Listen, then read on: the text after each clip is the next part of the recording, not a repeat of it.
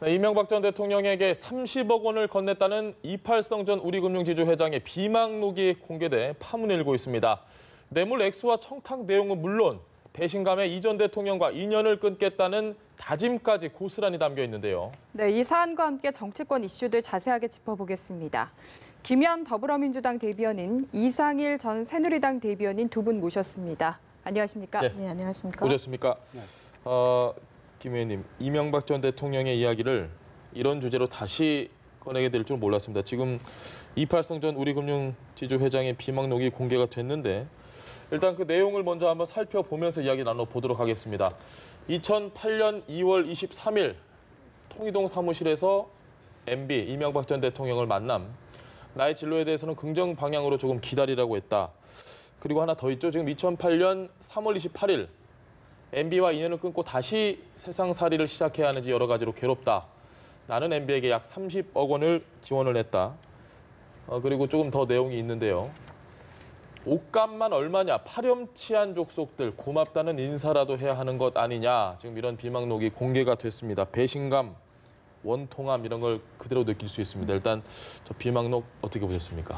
일단 2007년도에 이제 후보 경선 과정에서 왜 저희가 잘 기억하는 것 중에 하나가 위장 전입을 했던 거지 않습니까? 위장 전입과 그다음에 그 자녀들을 그 건물 관리인으로 등록을 해서 그 이제 월급을 주고 그다음에 이제 보험료를 적게 내는 방식으로 이제 정말 알뜰살뜰하게 돈을 모았던 것을 기억하는 국민들이 있을 겁니다. 이번에 이제 그 이팔성 씨의 비망록에 따른 그런 뭐 30억 원 가까이를 줬다. 뭐 부인하겠죠. MB 전 대통령 부인하겠지만 이게 이제 이것뿐만이 아니라 지금 그 김백준 전 기획관도 진술을 했단 말입니다. 그래서 결국은 그 이제 예전에 그러니까 이제 이명박 전 대통령 주변에 있었던 소위 오랫동안 비서관, 보좌관 했던 분들이 그러니까 한결같이 얘기했던 것이 지금이라도 늦지 않았으니까 사죄를 해라 국민께. 그리고 이명박 전 대통령과 관련된 것은 이명박 대통령밖에 모른다라고 얘기를 했던 것이 있습니다. 그래서 지금 뭐 그 국정원 특활비도 그렇고 그다음에 기업을 동원한 뭐 뇌물도 있지만 결국은 이렇게 이제 자리를 약속하고 돈을 수령을 했는데 결국은 그 약속은 지켜지지 않아서 이팔성 이제 당시에 이제 3월 28일 날 파렴치한 족속들이라는 아주 그 극단적인 표현으로 이제 기록이 남겨져 있는데 제가 볼 때는 지금 이명박 전 대통령 주변에서 나오는 진술이니만큼 본인이 부인하더라도 이거는 뭐 빼도 박도 못하는 상황이라고 보고요. 실제로 이 정도가 되면 이명박 전 대통령이 현재까지 단 한 번도 제대로 된 사과를 하지 않았습니다. 그리고 그 이제 조사 과정도 그랬지만 이제 지금 재판 과정에서도 몸이 불편하다는 이유로 지금 재판정에 제대로 출석을 하지 않고 있지 않습니까?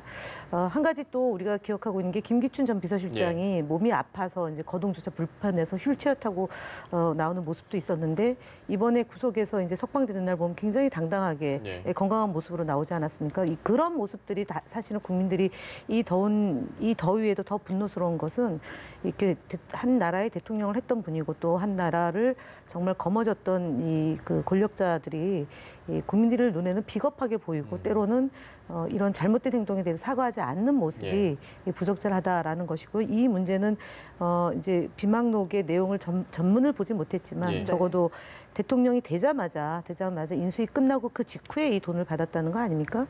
그리고 또 비례대표 의원에게도 돈을 받았다는 게 이제 내용들이 나오는데 하여간 여러 가지 그 대추나무 연걸리듯이 이렇게 많은 것들이 나오는데 검찰은 제대로 수사를 해서 이명박 전 대통령의 비리 사실을 좀 밝혀서 두 번 다시 이런 일이 없도록 좀 해야 되는 것이 아니냐 싶습니다. 네, 이 비망록 이야기를 이제 계속 해봐야 할 텐데 우선은 이팔성 전 회장이 어떤 인물이었는지 저희가 기억을 좀 더듬어봐야 할 것 같습니다.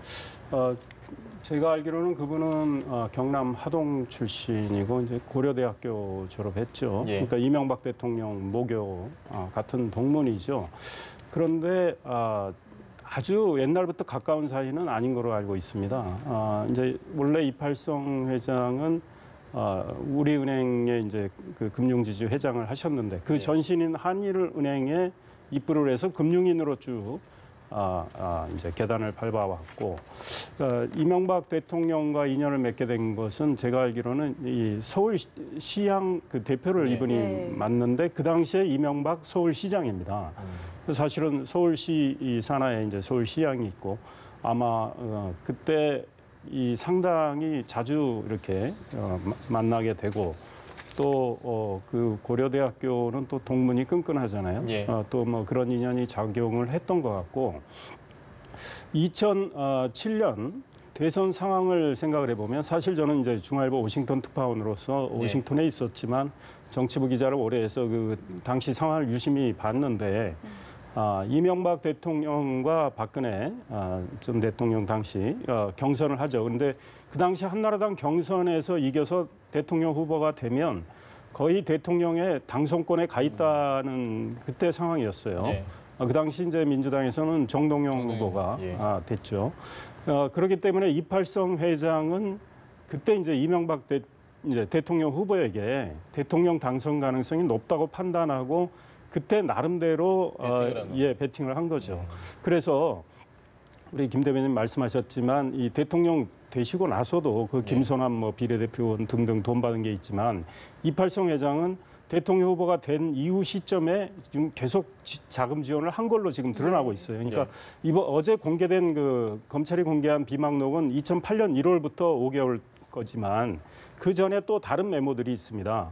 2007년 어떤 시점에 얼마를 줬다. 뭐 이상득 뭐 형님한테, 이상득 의원한테, 그다음 또 사위한테 뭐 이런 것들이 다 기록이 돼 있어요. 근데 그때 그 액수와 결국은 이제 이명박 전 대통령 재산 관리했던 분들, 이병모 씨나 이런 분들이 기록해놓은 그 금전 출납부가 있습니다. 거기에 그 액수 거의 일치를 해요. 그러니까 검찰이 굉장히 확신을 갖고 있어요. 근데 그 돈이 이제 22억이 넘는 거죠. 이번에 비망록에서 이팔성 회장은 30억을 이야기를 했지만 일단 검찰이 뇌물 혐의로 이렇게 지금 기소를 하는 건 22억 몇 천만 원인데 정말 저는 너무 충격적인 것이 대한민국의 대통령이 되겠다라고 하신 분이 이렇게까지 이건 사실은 권력을 사유하고 권력을 통해서 사리사욕을 채우겠다라는 그게 분명히 확인된 상황이죠. 물론 이명박 대통령 쪽에서는 부인을 하겠지만 이 비망록은 제가 보기에는 그 시점에 그 사람의 감정이 담겨 있어요. 그래서 이걸 뒤늦게 이거 만들기는 어렵다고 봐요. 게다가 일일이 기록하기는 할 수 있습니다. 예컨대 2008년에 2월 23일인가요? 그때 통이동 사무실에 찾아가죠. 통이동 사무실이라는 건 뭐냐면 이명박 대통령께서 그 당시 대통령으로서 당선이 됩니다. 그리고 취임하기 뭐 이틀 전입니다. 그래 인수위를 꾸려서 소위 이제 여러 가지 인선 구상도 하고 뭐 할 거 아니겠습니까? 그 시점에 찾아가서 만났는데 그때 이팔성 회장이 그 이야기를 듣고 적은 거예요. 그러니까 금융위원장이나 산업은행 총재나 국회의원 이런 걸 생각하고 있으니 좀 긍정 방향으로 기다려봐라 이런 취지 아닙니까? 그게 이제 기대를 했던 거죠. 그런데 그 이후에 한 달 뒤에 비망록을 보면 이제 굉장히 실망을 했어요. 왜냐하면 일단 국회의원 선거가 곧 있는데 공천 못 받았죠.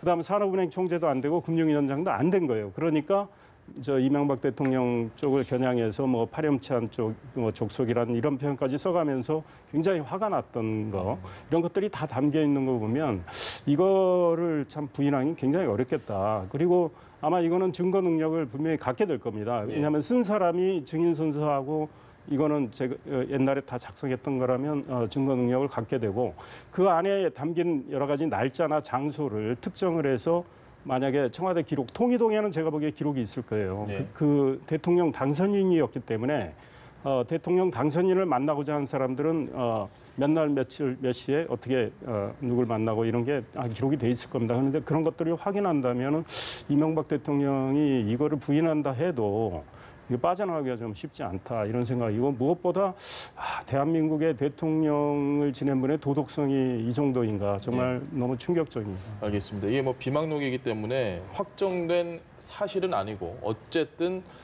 곧 밝혀질 가능성이 높은 비망록이라는 사실을 분명히 말씀을 드리고 쪽지에 원하는 자리를 적고 돈을 건네고 이거 영화에서 많이 보던 거고 지금은 상상하기 어려운 건데 그 당시에 지금 드러난 비망록만 이 정도입니다. 그 당시 분위기 뭐 좀 잘 아시지 않을까 싶습니다. 그 당시에 이런 게 좀 가능했던 분위기입니까? 그러니까 2008년도 상황이 이제 2009년도, 2010년도에 보면 뭐 천신일 그 세종 여행사 대표건도 있었고 또 그 다음에 그 이재호 전 의원도 굉장히 이제 논란이 많이 됐던 사안이 있었지 않습니까? 예. 그리고 그 서울시 버스 조합장이었던 분도 그 이제 비례대표 공천을 받으려고 예. 수십억 원을 건넸다가 다시 돌려받는 일도 있고 그것으로 인해서 사촌 그 언니가 구속되는 일까지 있었던 거고요.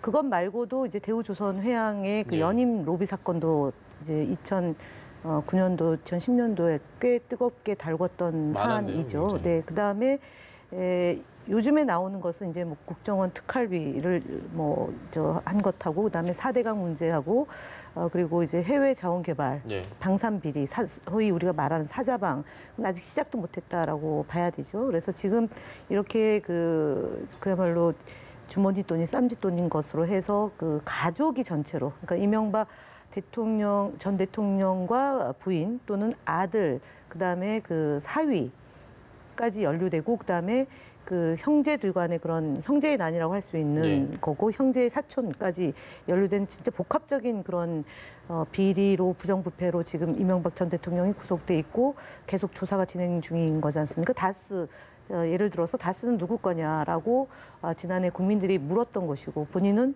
주어를 생략하고 아니다라고 얘기했다가 지금 이제 실제로 실질 소유주가 이제 이명박 전 대통령으로 거의 이제 다 밝혀지고 있는 상황이지 않습니까? 그래서 실제로 이팔성 전 지주회장의 이 정도는 사실은 빙산의 일각이라고 봅니다. 그리고 저희가 이제 이명박 전 대통령이 1996년도에 국회의원으로 당선되고 98년도 보궐선거 요인이 발생을 하지 않습니까? 그때 정자법 위반으로 의원직을 상실하는데 그때 당시에 보좌관을 했던 분이 또 비망록, 그러니까 이명박 리포트를 써서 당시에 뭐 가처분 신청도 들어가고 그 배포 중지가 되기도 했지만 그때 나온 그 리포트가 이제 2007년도에 한번 나오고 2012년도에 이제 증보판이 나왔는데 그때 2007년도와 2012년도에 쓴 책이 사실은 지금 내용하고 거의 흡사한 상황입니다. 그래서 그걸 보더라도 이명박 전 대통령이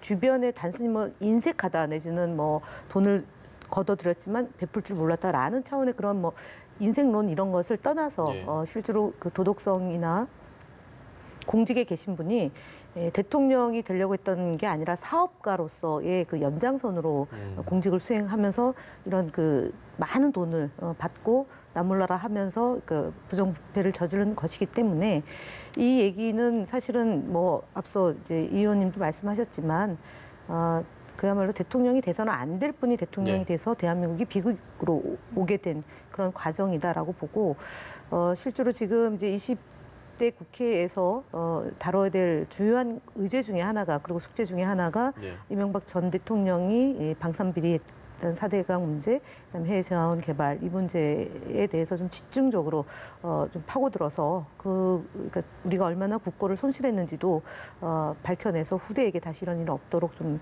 역할을 해야 되지 않을까 싶습니다. 네, 비슷한 질문인데요.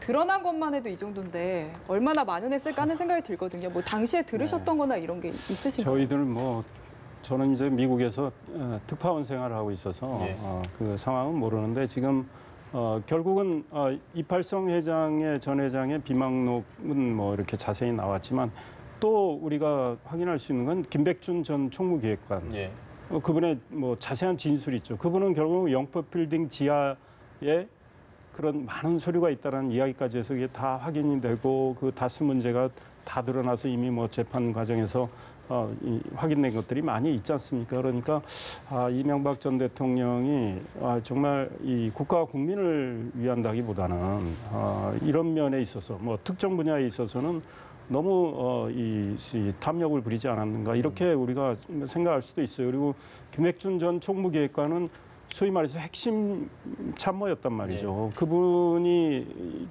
자세히 진술한 거 아닙니까? 뭐 제수의 딜레마에 처해서 그랬는지, 뭐 다른 생각이 있어서 그랬는지 몰라도 그분이 예컨대 대통령이 된 시점에 그 취임하고 국정을 운영하던 시점에 어떤 의원을 공천을 주고 비례 의원을 주고 돈 2억을 이렇게 받았을 때 보고를 했더니 미소를 지우고 그 돈은 이제 청계재단 사무국장한테 전달이 된 거 아니에요.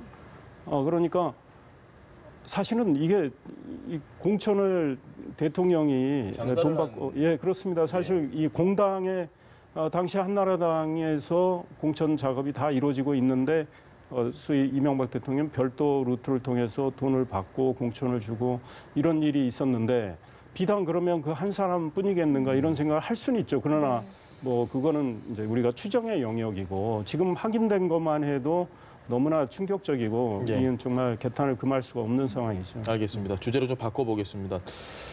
국회 특활비 논란. 오늘 여야 3당 원내대표가 만나서 이 논의를 좀 했는데요.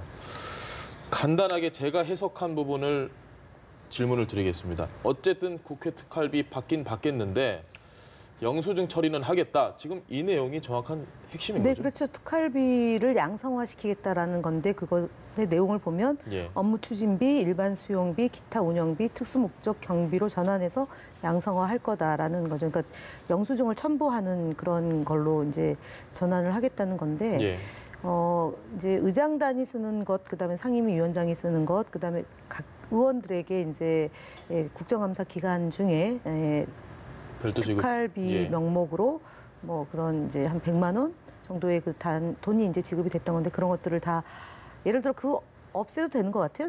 제가 볼 때는 그런 뭐 100만 원, 200만 원 지급하는 거는 없애도 되는 네. 거고 그다음에 필요 불가결한 부분에 대해서는 영수증으로 해서 업무 추진비로 하겠다라는 거일 것 같습니다. 네. 예를 들어 상임위원장 같은 경우는 이제 뭐 그 상임위원장 역할을 하면서 꼭 써야 돼야 될 비용이 있을 겁니다. 예. 그런 것들은 이제 첨부해서 보고토록 하고 국민에 보고하는 그런 시스템으로 되면 이제 많은 돈도 줄일 수 있고, 그러니까 규모 자체도 줄이고 그다음에 내용도 투명화되기 때문에 국민들이 사실은 뭐 개인 생활비로 썼다 네. 이런 웃지 못할 얘기 들으면서 얼마나 그 국회의 권능 내지는 국회의원에 대한 뭐 이렇게 존경까지는 아니다 하더라도 정치인에 대한 그런 좀 혼탁함들이 이번 기회에 특활비가 양성화되면 그렇게 눈먼 돈이다라는 인식과 아울러서 그냥 내가 함부로 쓸 수 있다 이런 것들을 좀 많이 시정하는 계기가 될 거다라고 보였습니다. 맑아지는 거다라고 봅니다. 네. 알겠습니다. 근데 지금 기변 대변인께서 꼭 필요하진 않은 것 같다라고 말씀을 하셨는데 사실 폐지 이야기도 많이 있었거든요. 예, 뭐 돌아가신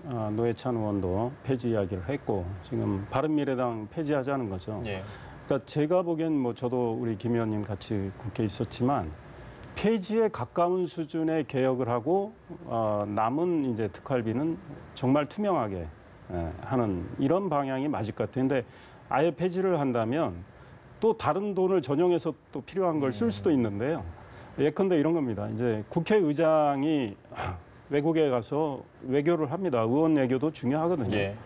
그런데 의장이 외교 활동할 때 들어가는 돈이 있거든요. 그러니까 그걸 뭐 과거에는 특수활동비로 해서 다시 이번에 뭐 국회의장 외유 가서 얼마를 썼는지 도대체 어디다 어떻게 썼는지 안 나오잖아요. 네.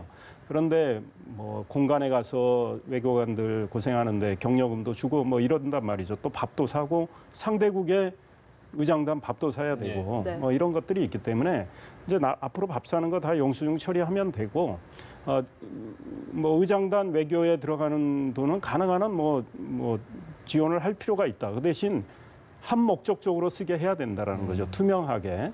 그렇고 또 각 상임위에서 상임위원장과 의원들이 또 역시 뭐 의원 외교합니다. 근데 뭐 전부 국민들께서 이 놀러 간 거로만 뭐 보셔서 좀 문제가 있지만 의원들도 앞으로는 이 의원의 외유도 국회 자체 내에서 굉장히 엄격하게 심사한다니까 정말 외교다운 외교를 하되 필요한 경비는 국회에서 지원하도록 하는 거죠. 그리고 나머지 뭐 과거에 관행처럼 막 눈먼 돈처럼 썼던 거 예. 이런 것들은 다 없애도 된다고 생각을 해요. 그래서 이건 아마 뭐 좀 더 추가 논의를 하면 아마 국회 내에서 현명한 방법을 뭐 도출할 수 있다 이런 생각을 합니다. 알겠습니다. 두 분 다 의정 활동을 하셨던 분들이니까 이거 꼭 여쭤보고 싶었습니다. 사실 뭐 지금 폐지를 하냐 개선을 하냐 이랬는데 어쨌든 법원에서는 공개하라, 특활비 썼던 내용 공개하라 이랬을 때 국회 사무처가 그건 좀 공개하기 어렵습니다. 이렇게 해서 항소장을 냈습니다. 그 판결에 절대 따를 수 없다라는 의미거든요. 이 내용을 보면 공개하기 좀 꺼려지는 이유가 있나? 뭔가 이건 좀 불편한 내용이 있나라는 생각이 드는데 어떻게 보십니까? 지금 이제 문희상 의장님이 이제 의장이 되고 나서 예. 이렇게 조치를 취한 것 같은데 사실은 당사자 그냥 제가 이제 해석을 하면 예. 당사자 문제면 공개하기가 뭐 그렇게 애매한 건가요? 아니요. 외려 더 판단이 쉽죠. 음. 근데 전임들의 문제지 않습니까? 예. 그리고 이때는 법이 만들어지기 전이고 김영란법 이전 상황이고 하기 때문에 지금 그 내용이 공개가 되면은 논란이 될 수 있는 소지가 다분히 있다. 예. 그러니까 현재 시점에서 미래로 가는 것은 그러니까 국회가 제도 개선을 하고 방향을 바꿀 수 있지만 그 제도 개선 되기 전에 일들에 대해서 공개를 해서 국민들 앞에 굳이 소급해서 해서 나왔을 경우 그거는 이제 또 다른 논란이 될 수 있기 때문에 좀 조심스럽고 이렇게 미래지향적으로 가기 위해서 도리 없이 하는 그런 조치가 아닐까 그렇게 보여집니다. 알겠습니다. 저는 사실은 이게 이제 공개할 수밖에 없겠다 이런 생각이 들어요. 우리 예. 이제 김 의원님 말씀대로 문희상 의장님의 그런 여러 가지 고민스러운 점은 저도 이해가 돼요. 아마 그리고 결국은 정세균 전 의장도 나올 수 있으니까 그런데 대법원에서 이미 18대 19대 공개하라고 돼 있기 때문에 이거는 계속 가면 결국은 대법원에서 공개하라고 나옵니다. 그러면 예. 그때 가서 공개를 할 수밖에 없는데 그러니까 국민 입장에서 보면 국회에서 시간 끌기 하는 셈이에요. 그렇죠. 예. 그런데 20대 국회의원 지금 현역으로 활동하는 분들과 관련돼 있기 때문에 조심스러운 건 사실인데 오늘 벌써 참여연대에서 또 공개한 거 예. 보면 과거에 누가 얼마 받은지가 다 나왔죠. 나와요. 예. 그렇기 때문에 이 문제도 차제에 좀 공개를 하고 대신 과거의 관행에 의해서 이루어진 일입니다. 그래서 뭐 그거에 대해서 뭐 적절한 비판은 있을 수 있죠. 그러나 뭐 돌을 던지고 매도할 이유는 없고 앞으로 제도 개혁을 통해서 이제 새롭게 완전히 바꿔 나가면 되겠다. 그러니까 그렇게 가려면 더더욱이 저는 국회가 공개를 해서 뭐 맞을 매를 빨리 맞는 게 낫겠다 이런 생각이 들어요. 알겠습니다. 네. 이번엔 각 당 소식 짚어보겠습니다. 손학규 상임고문이 바른미래당 전당대회 공식 출마하겠다고 오늘 오전에 선언을 했습니다. 이 출마 기자회견에 안전의원 측 관계자들이 많이 있었다고 하거든요. 좀 분위기 어떻게 파악하고 계신지요? 일단은 그 출마 기자회견하는 그 정론관에서 하는 것은 봤는데 누가 나왔는지는 화면에 잡히지 않아서 예. 제가 잘 모르겠고요. 다만 어쨌든 이분도 저희 더불어민주당에 함께 몸을 담았던 네. 분이고 2016년도 총선 때 저희 당에서 그 좀 도움을 요청했을 때 본인은 안 하겠다라고 했던 분이고 최근에 이제 안철수 후보 측에서 이제 도움을 요청해서 이제 응해서 지금 바른미래당 당 대표로 출마를 하게 됐습니다. 예. 그래서 원래 있었던 당으로 이제 그 비슷한 당으로 가서 당 대표로 도전하는 건데 사실은 저희가 볼 때는 후배 정치인들이 볼 때는 씁쓸합니다. 사실 그 2007년도에 저희 당으로 와서 대선 경선을 뛰었고 그다음에 당 대표도 하셨고 2008년도에 진두지 총선을 진두지했고 그리고 2010년도에 또 당 대표를 하셨던 분이고 그리고 그 이후에 이제 뭐 정계를 은퇴하신다고 이제 그 강진으로 내려가셨는데 물론 그 와중에 뭐 저희 분당에서 보궐선거의 승리도 이끌고 수원에서 이제 이찬열 의원을 당선시키기도 하고 그 더불어민주당에서의 한 일정한 그 족적은 있지만 왜 마지막 선택을 그 바른미래당으로 했는지 예. 그동안 수많은 말들을 민주주의와 인권과 평화와 통일을 위해서 말씀을 하셨는데 결국 보수적인 입장을 띈 그 저 당에서 당대표로 도전하겠다고 하는데 그 결과는 아마 인지도가 높으니까 가능성은 높다고 보는데 앞서 말씀드렸던 것처럼 과연 저 길이 정도의 길인가라는 네. 것을 많은 사람들이 생각하게 한 하루가 아닐까 싶습니다. 알겠습니다. 민주당 쪽으로 넘어가 보겠습니다. 여쭤보려다가 네. 이 의원님께 여쭤볼게요. 저는 누구나 사람이 정치를 하는 상황에서 네. 자기가 처한 환경이 있잖아요. 뭐 이 경제학에도 그렇잖아요.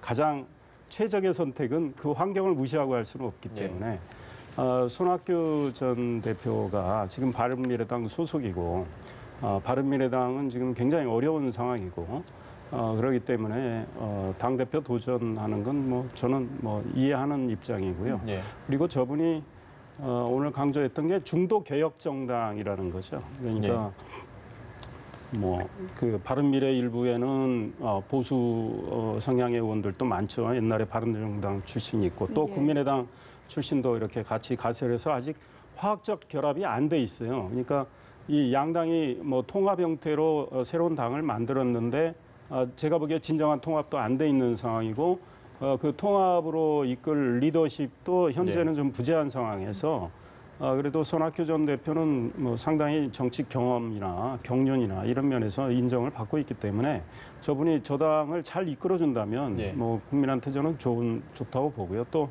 국회 안에서 여야 관계에 있어서 앞으로 뭐 협치가 매우 중요하고 할 텐데 바른미래당이 어떤 그런 측면에서 촉매나 윤활유 역할을 할 수도 있겠다. 물론 지금 바른미래에 다른 분들도 많이 지금 당권 도전을 하고 계시는데 네.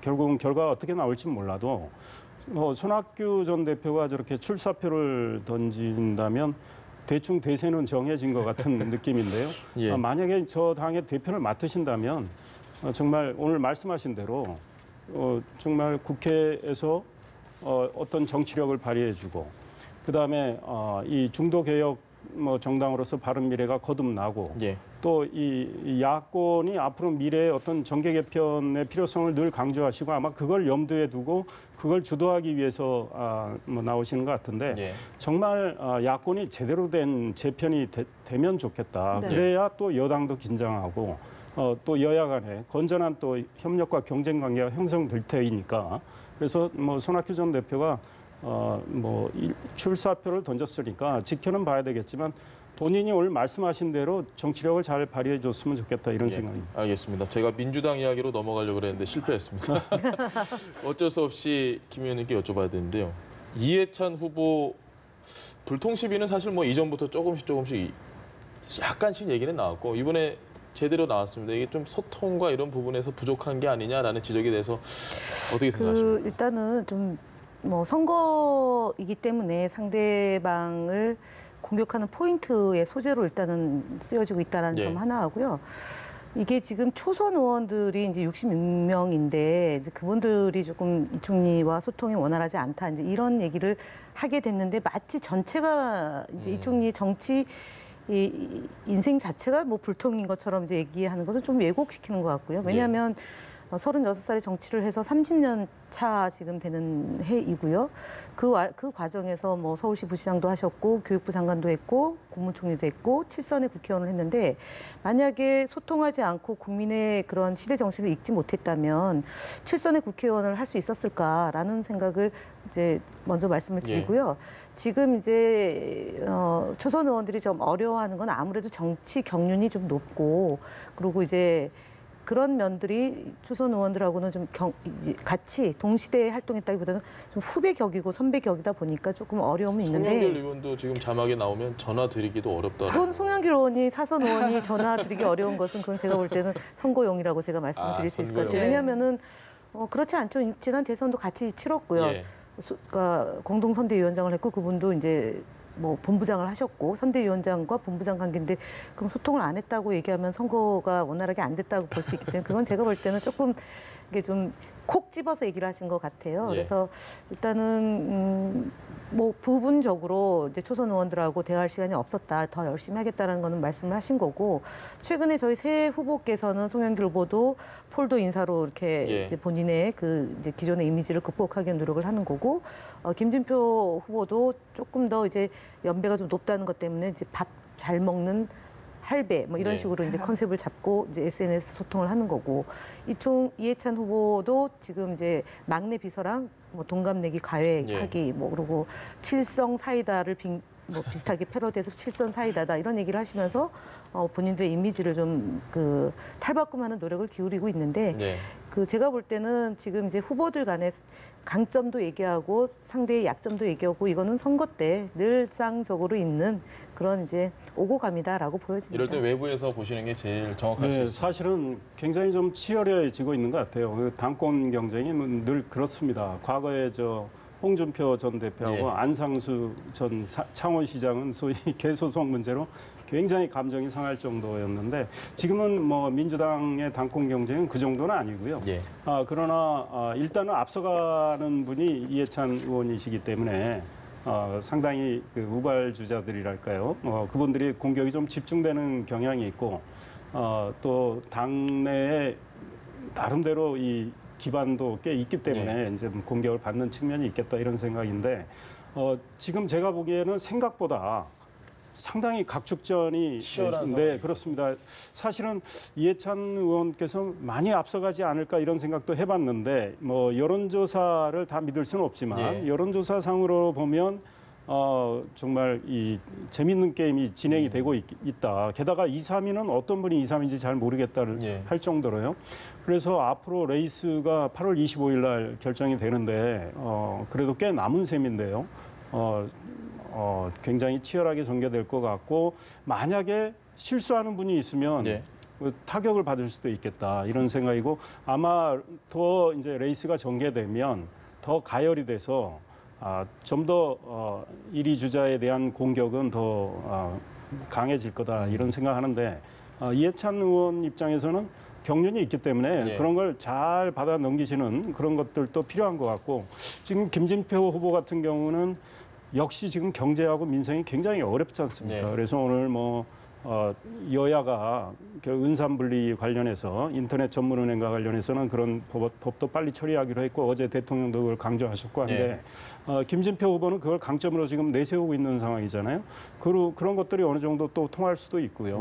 그다음 송영길 후보는 50대 주자로서 상당히 어떤 패기를 보이고 있는데 그런 것도 아마 당원들한테 어떤 기대감을 줄 수도 있겠다 이런 생각입니다. 알겠습니다. 네, 마지막으로 짧게 기무사 이야기 좀 하겠습니다. 지금 군사안보지원사령부로 아예 새롭게 태어나겠다 이렇게 개혁이 진행 중인데 사실 좀 뜬금없다는 생각을 한 게요. 김재규 사령관의 사진을 걸지 말지 이게 또 논란이 됐거든요. 뭐 어떻게 보셨습니까? 일단은 뭐 예규를 정해서 판단하겠다는 거고 아직까지 정해진 바는 없고 그 내란이나 반란의 그 이제 중재를 지은 분에 대해서는 이제 사진을 걸지 않은데 역사관에서는 뭐 걸려 있고 그 이제 보통 사령부 기무사령부 예전에 가면 기무사령부면 역대 이제 사령관들 사진을 쭉 했는데 거기서 이제 논란이 되는 건 또 이제 김재규 그 부장뿐만 아니라 전두환 노태우 그 전직 대통령과도 연동되는 문제이기 때문에 국방부에서 이제 그 기준을 마련해서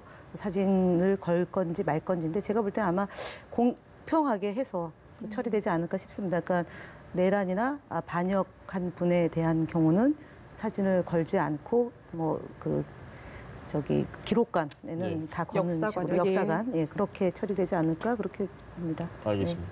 저는 하나 궁금한 건 지금 문재인 대통령께서 기무사를 해편하라고 했거든요. 그래서 이제 이 군사안보지원사령부가 탄생을 하는 거죠. 그리고 이 사령관은 지금 초대 사령관이 되는 거란 말이죠. 그러니까 사실은 굳이 이거를 고민할 이유가 어디 있느냐 이런 생각이 들어요. 그러니까 이제 기무사는 과거의 기무사로 돌려서 뭐 군사안보지원사령부는 새롭게 출발하니까 그 안에 걸 이유는 없겠다. 그러니까 뭐 국방부의 어떤 역사 기록관이든 다른 쪽에 기무사의 역대 사령관들 뭐 사진 거는 거야 문제가 안 되지만 군사안보지원사령부에서 뭐 새롭게 기무사를 물론 기무사가 했던 중요한 활동은 해야 되지만 새로운 출범을 하니까 뭐 그 군사안보지원사령부에서는 저 고민을 할 이유도 없을 것 같아요. 걸면 안 될까요? 그냥? 그러니까 그럴 이유가 없을 것 같아요. 역사관 자체를 아예 영내에서 빼야 된다고 어디 보시는 거네요. 국방부 산하나 어디에 놔둬서 그렇게 하나의 기록으로 남기는 건 저는 필요하다고 보는데 굳이 군사안보지원사령부가 저분과 또 전두환 노태우 전 대통령 이 사진을 우리가 걸어야 되냐 말아야 되냐 그 고민 자체가 필요 없을 것 같아요. 알겠습니다. 지금까지 김현 더불어민주당 대변인, 이상일 전 새누리당 대변인과 함께 정치권 이슈 짚어봤습니다. 말씀 잘 들었습니다. 고맙습니다.